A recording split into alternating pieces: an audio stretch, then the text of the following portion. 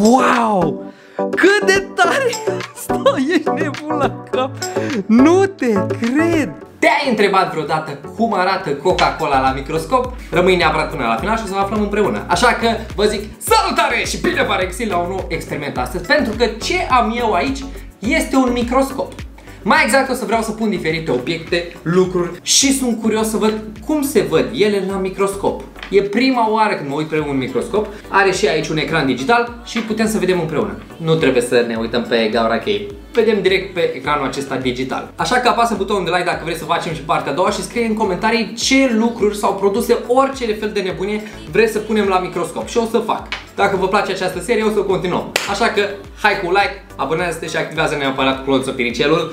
Așa că, fără alte discuții, hai să aprindem direct asta, o să trebuiască să o băgăm în priză. Apropo, dacă vă interesează și pe voi un microscop de genul acesta, să știți că îl găsiți de pe site-ul Banggood. Linkul este în descriere, vi l-am lăsat. Să știți că nu este scump, eu mă așteptam să fie undeva mai destul de scump, dar costă undeva la $200, ceva de genul acesta, undeva la 800 de lei, așa că hai să vedem. Pentru început, toată lumea, bineînțeles, vrea să vadă cum arată Coca-Cola și eu sunt interesat să văd chestia asta, nici eu nu știu. Hai să punem prima oară Coca-Cola. Am sticla de Coca-Cola aici, sunteți gata? O să trebuiască să focalizez după aia, ca să știți. Wow! Cât de tare se vede, ia aveți atenție. Bun, este deja focalizat aproape din câte observ. Așa arată Coca-Cola la microscop. O să dau și cu zoom ca să se vadă. Nu e cine știe ce, din punctul meu de vedere. Pur și simplu se vede acidul din ea, atâta tot, dar în rest lichid, nimic ieșit din comun. Mă așteptam să se vadă ceva particule, dar nu. Se văd doar bulele acestea. Nimic interesant, hai să trecem la următorul. Pentru toată lumea, mulți dintre voi cu siguranță aveți telefonul. Hai să vedem cum arată un telefon la microscop. Mai exact, ecranul telefonului, să vedem dacă are bacterii, să vedem cum e. Trebuie focalizat prima oară și apoi o să vedem dacă are ceva pe el. Bun. Ăsta e. Ia uitați-l. Așa se vede ecranul telefonului. Din câte văd, sunt niște mici pete albe. Cred că se văd, stați așa puțin să dau cu zoom. Ia uitați-vă, vedeți? Și îl și mișc puțin ca să vedeți că... Ia uite. Se văd amprentele și se văd niște particule albe foarte, foarte mici, după cum observați. Deci vă dați seama câți microbi are telefonul, așa că aveți mare grijă pe unde umblați cu telefonul. Pentru că oricum, să fim serioși, majoritatea lucrurilor de genul acesta au foarte mulți microbi. Hai să trecem la următorul obiect. Următorul lucru pe care vreau să-l punem este o mască de unică folosință. Pentru pandemie, o vedeți aici. Din păcate nu am din aia albastră, așa că hai să vedem ce ascunde o mască. Și am luat una folosită ca să vedeți. Hai să vedem. Bun, o să pun prima oară cu partea aceasta. Cam așa. Hop. Gata.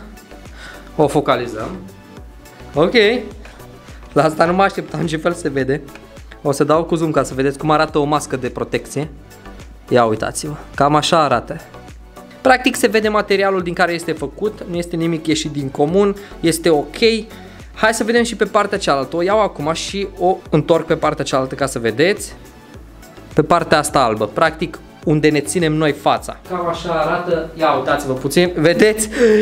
Mamă, nu vine să cred, ia uite firele de păr sau ce să ia, frate? Boss, ce să alea?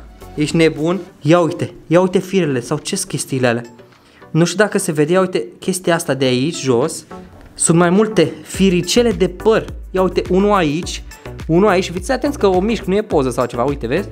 Aici, cred că se vede, dacă dau cu zoom mai tare, se vede, sau dacă dau așa.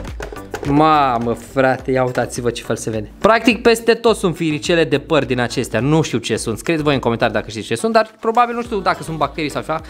Clar există în orice produs bacterii și chestii de genul acesta. Dar nu vă panicați pentru că nu este nimic rău, e ceva normal. Și pe corpul uman sunt bacterii. Așa că pentru următorul obiect, ca să-i spun așa, o să-mi pun palma mea. Așa că urmează să-mi pun palma mea. Îmi pun prima oară unghia. Ok, uite aici. Și se vede că e destul de clară. Am dat cât mai tare zoom. Uitați-vă puțin ce fel se vede.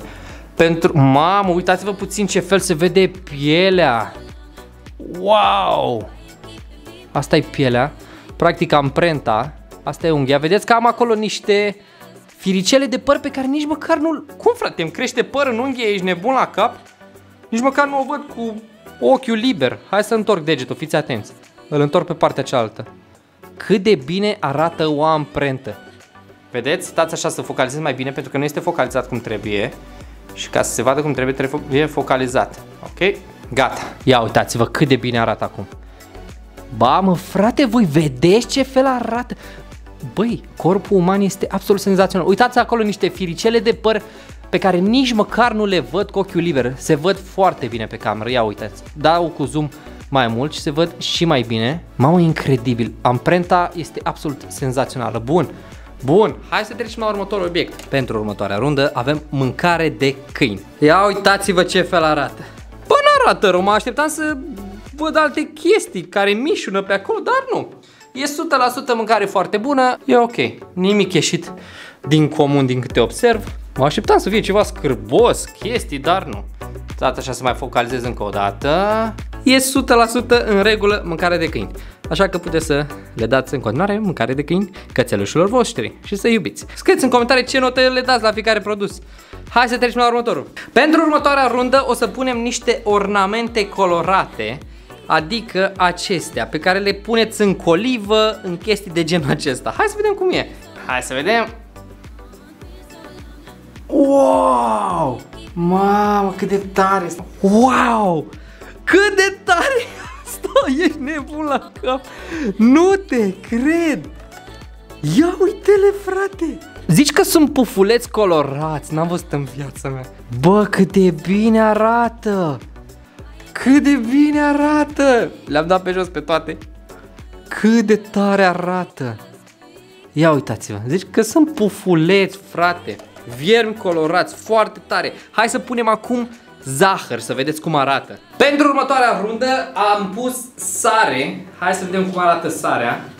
O punem fix sub microscop. Este foarte mărunțită sarea în comparație cu zahărul. O să pun și zahăr să vedeți comparația, ca să vedeți cum arată. Pentru că la zahăr eu am pus, știu cum arată, dar la sare nu am pus. E prima oară când văd și eu la sare. Și cam așa arată la sare. E mai fină decât zahărul. Hai să vedeți acum la zahăr cum arată. Așa că am pregătit zahărul, îl pun sub microscop. Bun, o să trebuiască să-l focalizăm. Și mai în formă de cristal, mai cristaline, ca o apă cristalină. Dar oricum foarte mișto arată. Interesant, interesant. Vedeți că zahărul este mai gros. Așa că dați un like dacă vă place zahărul sau sarea. Să vă îndulcesc sau să vă însărățesc, cum să... cuvânt inventat. Bă, oricum foarte interesant. Scrieți în comentarii ce mai vreți să mai punem pentru partea 2 la acest microscop, pentru că este foarte tare, foarte, foarte tare. Cele mai tari idei vor apărea în partea 2. Și pe lângă asta nu uitați că am început să facem live-uri pe TikTok. Vă aștept acolo să rupem la duel. Comunitatea de eroi va fi pe TikTok. Aici rămâne în continuare comunitatea de dansatori. Dar comunitatea de eroi, dacă vrei să intri acolo, trebuie să intri pe TikTok, să-ți pui poză de profil cu poza mea de profil pe care o am acolo cu eroi și te aștept pe live-uri să rupem la duel. În fiecare zi o să facem live-uri. Așa că vă aștept și acolo, nu uitați să follow și pe Instagram, abonați-vă, activați neapărat clonțul piricelul și dacă vreți și partea 2 la acest microscop, scrieți în comentarii ce vreți să mai punem. Încă o dată, dacă vreți să-l cumpărați, linkul de la Bengal îl găsiți în descriere și puteți să vă distrați. Și cine știe, poate o să aveți o atracție, un hobby, astfel încât să vă dezvoltați niște abilități științifice, ca să spun așa. Și cine știe, poate pe viitor o să-ți folosească. Așa că încă o dată vreau să vă zic că voi sunteți cei mai tari și noi ne vedem data viitoare cu multă pace și iubire. Salutare!